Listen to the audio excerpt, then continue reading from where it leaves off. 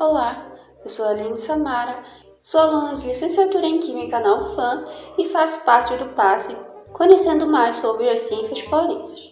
Eu vim aqui hoje para mostrar, de forma resumida, como a química forense está relacionada com a arte.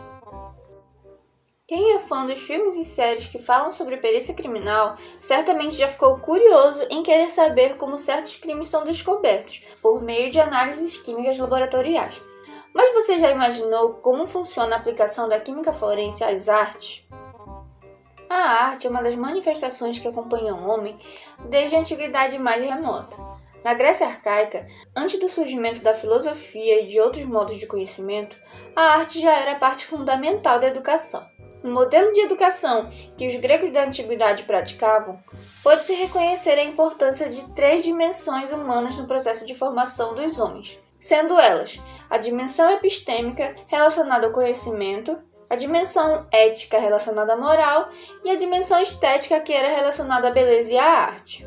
Não importa o tamanho, a cor ou o local onde ela esteja exposta. O valor de uma obra de arte pode ser determinado por uma série de detalhes e motivos que não seguem um padrão específico. A Mona Lisa, por exemplo, o quadro mais valioso e famoso do mundo, já foi cotado em 5,5 milhões. Esse valor pode ter sido fruto de toda a história que envolve a obra durante esses 515 anos de existência.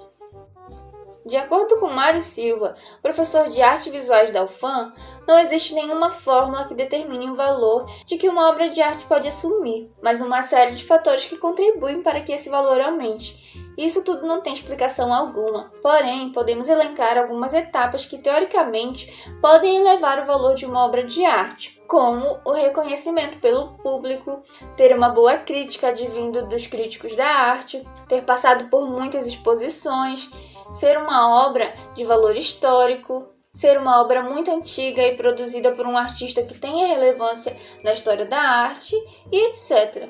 Contudo, o mundo artístico é envolto por magias inexplicáveis, como a própria arte o é. E com isso, afirmamos que o valor atribuído a uma obra de arte não se explica, assim como a própria arte não se explica. Raros deverão ser os museus no mundo que não incluam em suas coleções alguma obra falsa. Por vezes, as burlas são de muitos milhões de euros, sendo a obra retirada discretamente para as reservas. A química se relaciona diretamente com a arte, mas nem sempre essa relação se mostrou evidente para aqueles que não são do meio científico. De uma abordagem mais óbvia, como a composição de pigmentos usados nas tintas, a menos frequente, como a interação entre outros componentes do verniz e da tela, a deterioração da madeira, gesso, metais e outros materiais usados para o suporte, o efeito da acidez do papel, entre inúmeros outros. Além disso, em qualquer um dos aspectos mencionados, a utilização de alguma técnica de caracterização química que seja capaz de identificar inequivocadamente as substâncias presentes e não seja invasiva ou destrutiva, tanto pelo valor da obra quanto pelo aspecto forense que demanda a preservação da amostra para uma eventual realização de contraprova é indispensável. Nesse contexto, portanto, que a microscopia Raman se destaca, pois ainda acrescenta a possibilidade de análises que elevam a resolução espacial, ou seja, permite estudos de componentes com dimensão na ordem de poucos micrômetros.